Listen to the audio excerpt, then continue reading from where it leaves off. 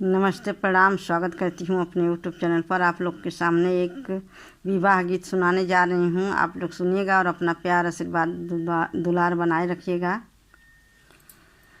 हटिया के सेनुरा महंगा भैले बाबा, चुनरी भैले अनमोल जी। हटिया के सेनुरा महंगा भैले बाबा, चुनरी भैले अनमोल जी। यही सेनुरा के कारण ये बाबा, छूटी गईला देश तोहार जी। यही सेनुरा के कारण ये बाबा, छूटी गईला देश तोहार जी। राम रसोइया से भौजी मोरी देखे, मन मन लागे मुस्काई जी। राम रसोइया से भौजी मोरी देखे, मन मन लगे मुस्काई जी।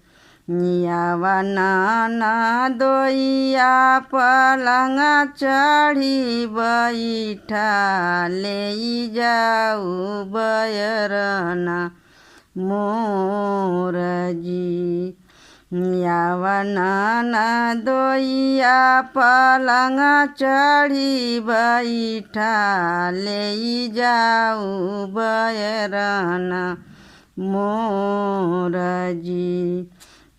बयरना बयरना जिनकर सरहज, बयरना प्राण के धार जी। बयरना बयरना जनिकर सरहज, बयरना दिला मार जी। यही बैरिनिया के कारण ये सरहज, देखलो मो देश तोहार जी। यही बैरिनिया के कारण ये सरहज, देखलो मो देश तोहार जी। जवने नगरिया बरन तुहरी जइहे, रे उजड़ी नगर बसी जाय जी। जवने नगरिया बरन तुहरी जइहे, उजड़े नगर बसी जाय जी। ये तनी बचन जब सुनेली नदी, भैली डेवड़िया के खाड़ जी। ये तनी बचन जब सुनेली नदिया, भैली डेवड़िया के खाड़ जी।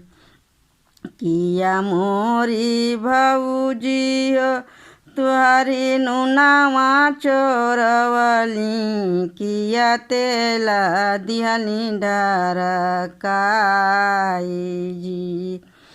किया मोरी भौजी हो नुनावा चोरवली, अरे किया दी तेला ढरकाई जी। कवने कसुरवा से कैलू बयरिनिया, चलत क दे तू समझाए जी। कवने कसुरवा से कैलू बयरिनिया, चलत के दे तू समझाए जी। नाही मोरी ननदो नुनावा चोरवलू, नाही तेल दियलू ढरकाई जी। नाही मोरे ननदो तेला नुनावा चोरवलू, अरे नाही तेला दियलू ढरकाई जी। राम रसोइया बिरह एक बोललू, उहे भैलू बयरन हमार जी।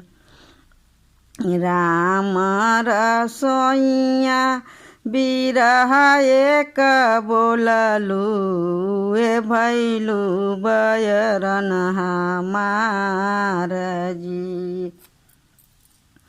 जितना दिन रहलू अपना नाही जनलू, बोलिया बोलेलू समझाए जी।